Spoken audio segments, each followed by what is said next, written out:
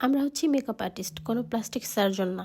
Hello everyone, আসসালামু আলাইকুম। Welcome করছি মিমস মেকওভার অ্যান্ড স্টুডিওর আরেকটি ব্রাইডাল মেকওভার ভিডিও নিয়ে। তো আমি যে ইম্পর্টেন্ট কথাটা আজকে বলতে চাচ্ছি সেটা হচ্ছে আমাদের কিছু ব্রাইডদের জন্য। এটা অনেক ইম্পর্টেন্ট প্রত্যেকটা মেকআপ আর্টিস্টের জন্যই। সেটা হচ্ছে আপনারা নিজেদের স্কিন কেয়ারটা কেন করেন না? এত পরিমাণ শীত পড়েছে, এই শীতে যদি আপনি স্কিন কেয়ার না করেন, ইভেন দো আপনি একটা মেকআপ আর্টিস্টকে হায়ার করেছেন বাট নিজে কোনো ফেসিয়াল নিলেন না, নিজের ফেসিয়াল হেয়ারগুলো রিমুভ করলেন, কোনো কিচ্ছু না, আপনি জাস্ট বসে থাকলেন, মেকআপ আর্টিস্ট আসবে আর আপনার মুখের মধ্যে প্লাস্টার করে দেবে। ভাই, আমরা হচ্ছে মেকআপ আর্টিস্ট, আমরা কোনো প্লাস্টিক সার্জনও না, আর আমরা হচ্ছে ইট বালু সিমেন্টও ফেসে লাগাই না। তো আপনার ফেস হচ্ছে যেমন থাকবে, আমরা তার চাইতে আপনার বিউটিটাকে ইনহ্যান্স করতে পারবো। আপনার স্কিনে যদি কোনো প্রকার দাগ থেকে থাকে সেটা আমরা ঢেকে দিতে পারবো। আপনার মুখে হচ্ছে উঁচু নিচু গর্ত আছে, খাওদা খাওদা পড়ে গেছে, পুরা মুখের অবস্থা বাজে, ঠোঁটের মধ্যে একটু ভ্যাজলিন দেন না, এগুলোকে আমরা ঠিক করে দিতে পারবো বলেন? মানে আমি এত পরিমাণ প্রবলেম ফেস করতেছি, এই জিনিসটা একটা ব্রাইডও নিজের লিপ কেয়ারটা পর্যন্ত করে না।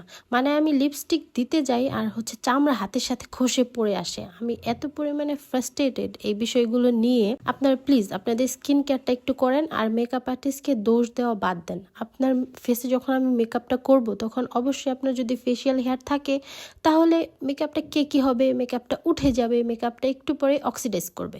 বিকজ আপনার হেয়ারগুলো তো কালো, এই হেয়ার ঢাকার কোনো প্রোডাক্টই ভাই দুনিয়াতে নাই, কেউই আবিষ্কার করে নাই। যখন কেউ আবিষ্কার করবে তখন আমরা মেকআপ আর্টিস্টরা ওই প্রোডাক্টটা নিয়ে আপনাদের মুখে লেপে দিব, কোনো সমস্যা নেই। বাট প্লিজ আপনারা হচ্ছে একটু মানে নিজেদের বুদ্ধি জ্ঞানটাকে একটু খাটান। আর নিজের হচ্ছে কি বলবো, আমি আসলে বলার মতো কোনো ভাষাই খুঁজে পাচ্ছি না।